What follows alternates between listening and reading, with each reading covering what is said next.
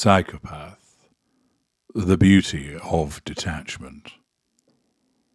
One of the major advantages of my psychopathy is my detachment from human beings. I am a hybrid, psychopath and narcissist, different from the fully fledged narcissist, different from the fully fledged psychopath. But nevertheless, I am able to explain to you the way that my psychopathy works as a narcissistic psychopath and how it would work for a pure psychopath also. This detachment underpins so much of what I am and what we are, what I achieve, and, of course, how I see the world. There will be some of you who will admire this detachment, likely wish you could adopt it for yourselves, a buffer against the world and its awfulness. Others will be repulsed by it and thankful that you can attach and willingly do so. Whatever your view might be, it is fundamental for you to understand this perspective to enable you to gain the necessary insight into my world. When we think of navigating through life, we imagine the immense human capacity for empathy as a vital compass.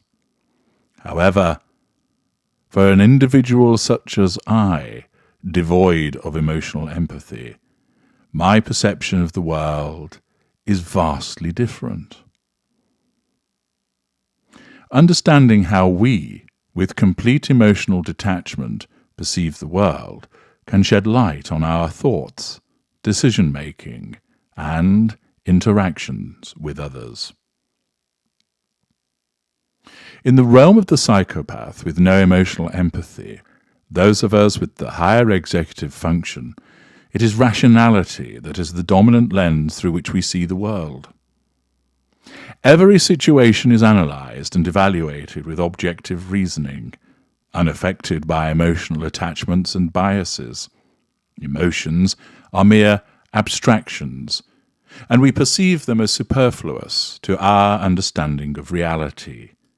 We perceive emotions in others as tools to manipulate, or irrational hurdles faced by those who cannot think logically.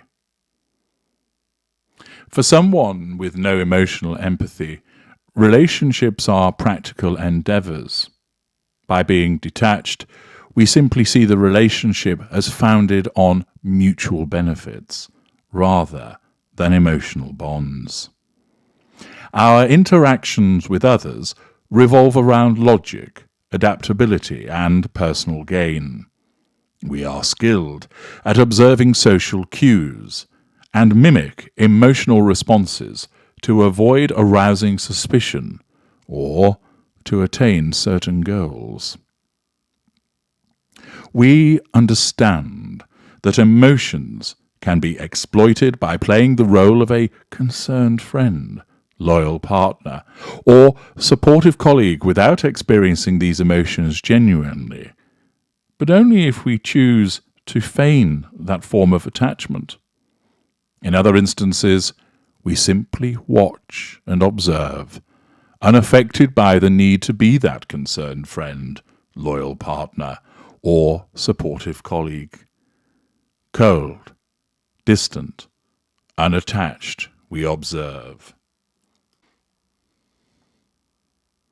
With emotional detachment comes a heightened ability to manipulate those around us. As individuals that are detached and lacking that emotional empathy, we view emotions as vulnerabilities to exploit.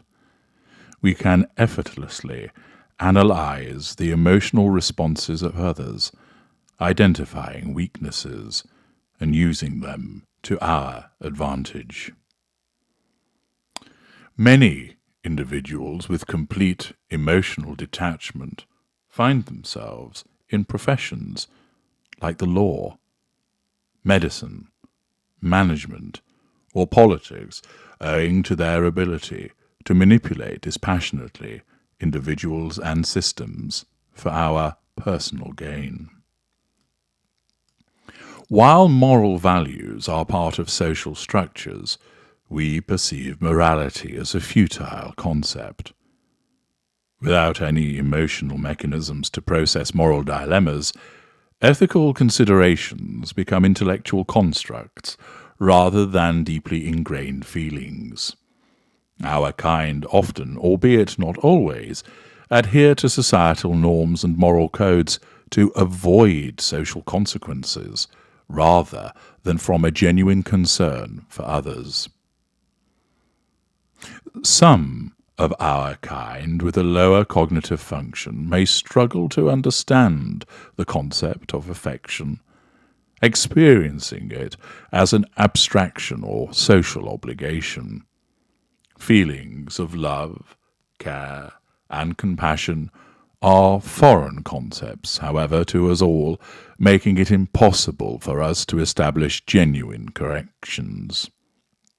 We might mimic affection based on external cues, using socially acceptable behaviors to fulfill societal expectations, while never truly experiencing the underlying sentiments.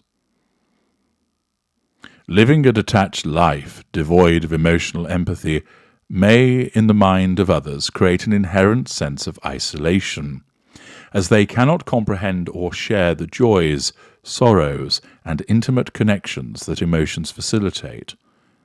Those that look on us believe that the world can seem hollow and distant, but that is the projection of those who are not us. Their own feelings in relation to such a scenario become how they believe we are, even though it is not the case. Often, our victims wish that this is what we experience, a form of revenge for dragging them into our world in the first instance. Our kind who experience this lack of empathy face challenges in understanding and relating to others. To navigate through these challenges, we often employ coping mechanisms, such as rationalizing emotions as illogical or obscure constructs. By reframing feelings as necessary elements of human existence, we create a cognitive buffer that can help us adapt and manage our relationships with minimal personal intensity. The degree of success by which this is done very much depends on the relative executive function of the individual concerned. All of this enables us to move through the world unaffected by its emotions and the hindering impact of feelings. We are detached, and this is where its beauty works for us. Not for you, but you are not of us. It is clean, straightforward, minimal, and beautiful in its simplicity. Whilst I understand those of you who regard such a way of being as abhorrent and frightening, it is what we are, and it provides us with the means of being. To us, this detachment is a beautiful thing.